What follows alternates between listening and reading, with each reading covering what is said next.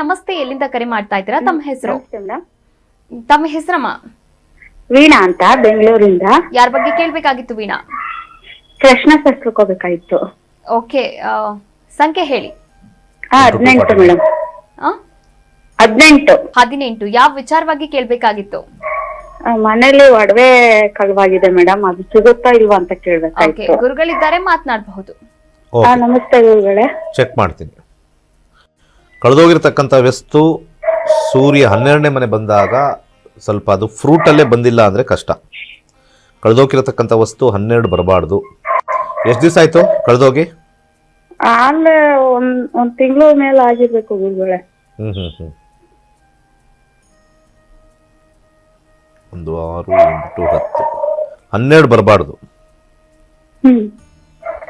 ಅರ್ಥ ಆಯ್ತಾ? ಹಾ. ಸೊ 12 ಬಂದರೆ ಇಲ್ಲಿ ಸಮಸ್ಯೆ ಆಗ್ತಕ್ಕಂಥದ್ದು ತೋರಿಸುತ್ತೆ. ಸೊ ಇಲ್ಲಿ 12ನೇ ಮನೆ ಸೂರ್ಯ ಬಂದಿರತಕ್ಕಂಥ ಒಂದು ವಿಚಾರದಲ್ಲಿ ನಾವು ಯಾವಾಗಲೂ ಏನು ಹೇಳ್ತೀವಿ, ನಾವು ಯಾರ ಹತ್ರ ಕದ್ದಿದ್ದಾರೆ ಅಂತಲೂ ನಾವು ಕಂಡುಹಿಡಿಬೋದು, ಎಲ್ಲಿ ಹೋಗಿದೆ ಅಂತಲೂ ಗೊತ್ತಿರ್ಬೋದು. ಇಲ್ಲಿ ಶುಕ್ರ ಮತ್ತು ಸೂರ್ಯನ ನಕ್ಷತ್ರದಲ್ಲಿ ಬಂದಿದೆ. ಶುಕ್ರ ಸೂರ್ಯ ನಕ್ಷತ್ರದಲ್ಲಿ ಬಂದಾಗ, ಸೂರ್ಯ 12ನೇ ಮನೆ ಬಂದಾಗ ಇಲ್ಲಿ ಹಿರಿಯರೇ ಮಿಸ್ಪ್ಲೇಸ್ ಆಗಿರುತ್ತೆ ಅಂತ ಬರುತ್ತೆ.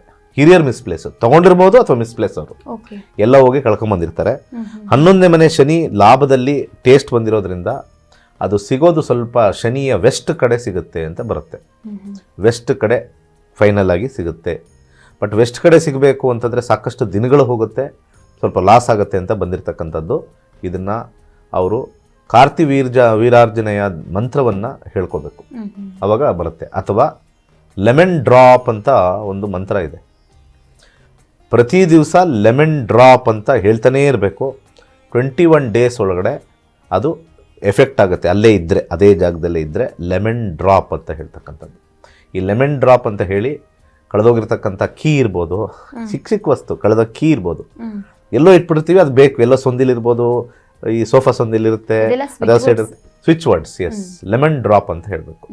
ಲೆಮನ್ ಡ್ರಾಪ್ ಅಂತ ನೆನೆಸ್ಕೋಬೇಕದು. ಆ ಜ್ಯುವೆಲರಿ ಆದರೆ ನೆನೆಸ್ಕೋತಾ ಇರಬೇಕು. 21 ಡೇಸಲ್ಲಿ ಅವ್ರಿಗೆ ರಿಸಲ್ಟ್ ಸಿಗುತ್ತೆ. 21 ಡೇಸ್ ರಿಸಲ್ಟ್ ಸಿಕ್ಕಾದ್ಮೇಲೆ ಕಾಲ್ ಮಾಡಿ ಹೇಳಿ ಸಿಕ್ಕಿದೆ ಅಂತ. ಒಳ್ಳೆಯದಾಗಲಿ.